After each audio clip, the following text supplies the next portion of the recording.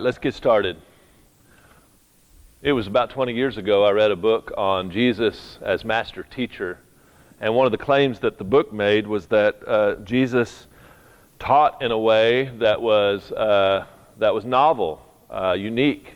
He taught in a way that no one had ever taught before, which was one of the reasons why his teaching was with authority.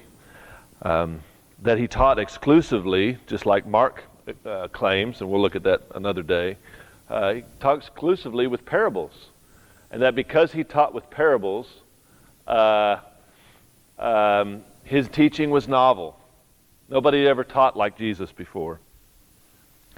But I came to see that as a false claim, because the prophets, the Old Testament prophets, taught with parables. Sometimes their whole lives were parables.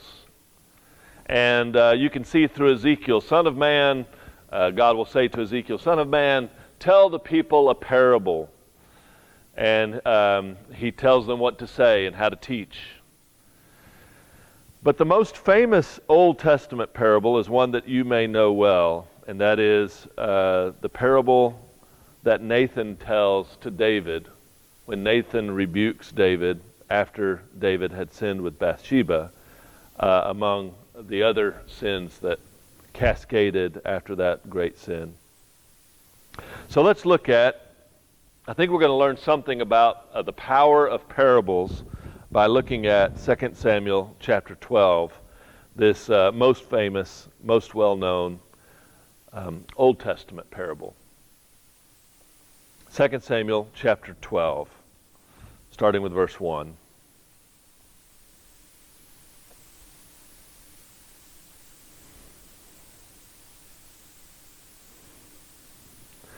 The Lord sent Nathan to David, where he came to him. He said, "There were two men in a certain town, one rich and the other poor. The rich man had a very large number of sheep and cattle, but the poor man had nothing except one little ewe lamb he had bought. He raised it, and it grew up with him and his children. It shared his food, drank from his cup, and even slept in his arms. It was like a daughter to him. When a traveler came to the rich man refrained from taking one of his own sheep or cattle to prepare a meal for the traveler who had come to him. Instead, he took the ewe lamb that belonged to the poor man and prepared it for one who had come to him."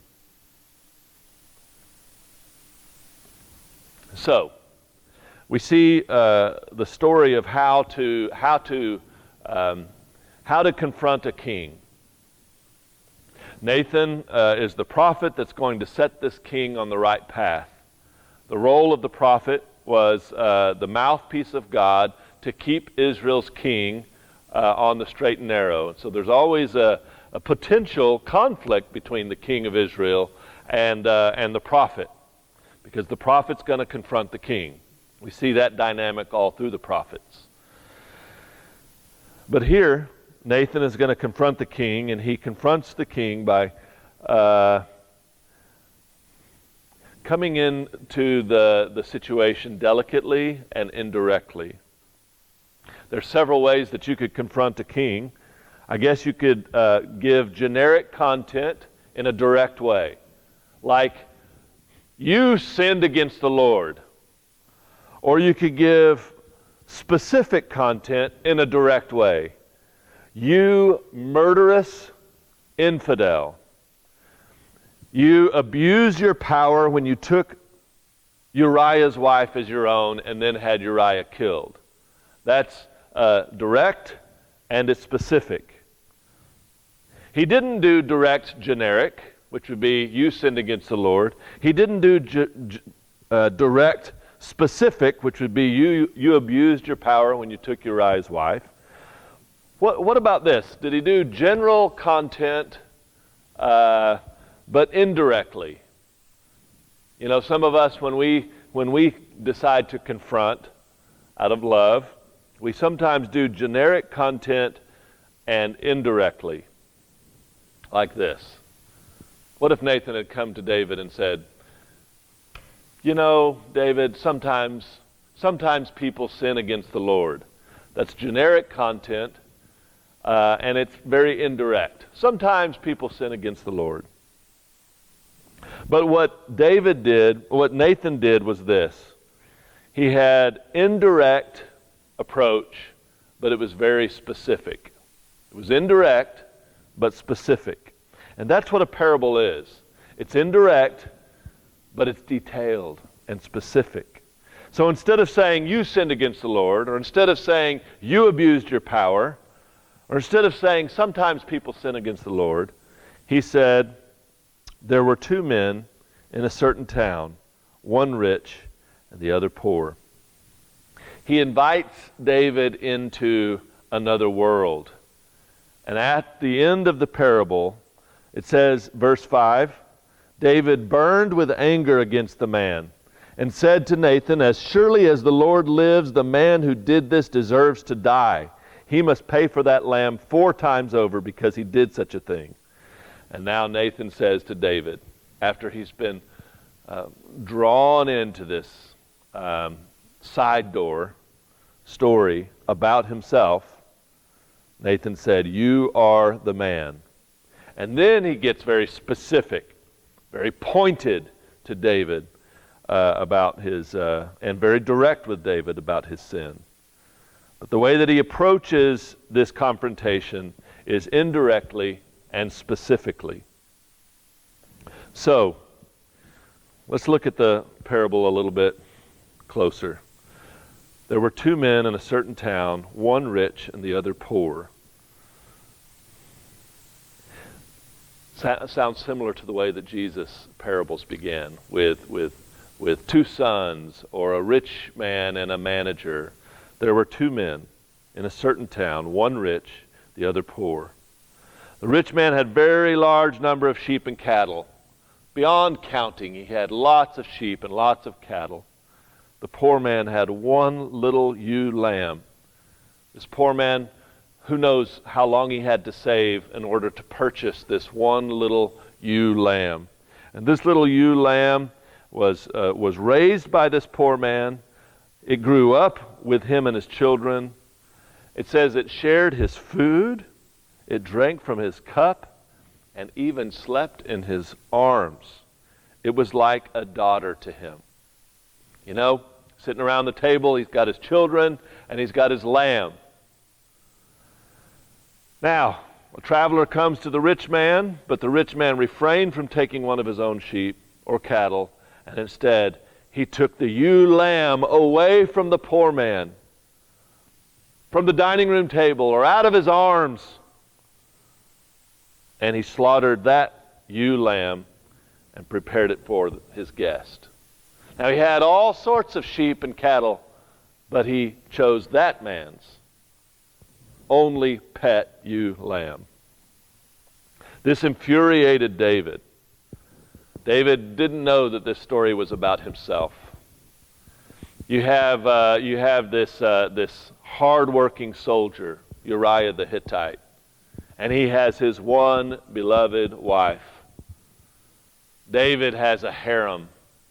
David has been collecting wives. And David, instead of having his own wife, one of his many wives, he pursues this other man's beloved wife.